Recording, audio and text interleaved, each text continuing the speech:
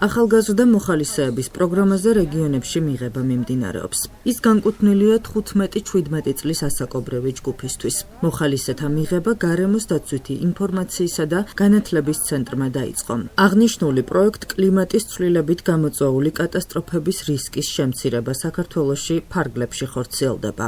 ამ დროისთვის მასში მონაწილეობის მსურველთა 100-მდე განაცხადია შესული. პროგრამა საქართველოს სხვადასხვა რეგიონს მოიცავს. მოხალისეთა მიღება მიმდინარეობს სამეგრელო ზემო სვანეთში, რაჭა-ლეჩხუმ ქვემო სვანეთში, იმერეთში, გურიაში, კახეთში, შიდა ქართლში, მცხეთა-მთიანეთში, ქვემო ქართლში, აჭარასა და სამცხე-ჯავახეთში.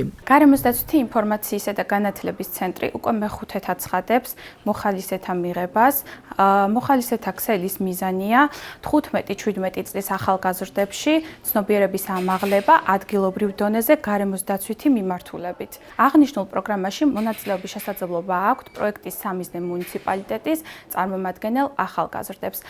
აღნიშნული პროგრამის საშუალებით მათ აქვთ შესაძლებლობა ცნობიერება აიმაღლონ ისეთ გარემოს დაცვით თემებზე, როგორიცაა კლიმატის ცვლილება, კლიმატის ცვლილებით გამოწვეული კატასტროფების რისკების მართვა, ნარჩენების მართვა, გეოლოგიური და ჰიდროლოგიური საფრთხეები, ბიომრავალფეროვნება და სხვა. პროექტი კლიმატის ცვლილებით გამოწვეული კატასტროფების რისკის შემცირება საქართველოში 2019 წლიდან ხორციელდება და მისი მიზანია კლიმატის ცვლილებით გამოწვეული ზეგავლენის შემცირება მოსახლეობაზე, ინფრასტრუქტურასა და საარსებო გარემოზე. აღსანიშნავია, რომ პროგრამაში მონაწილეობის მსურველთა განაცხადების მიღება 9 მარტის ჩათვლით გაგრძელდება. პროექტის დასრულების შემდეგ მათ სერტიფიკატები გადაეცემათ.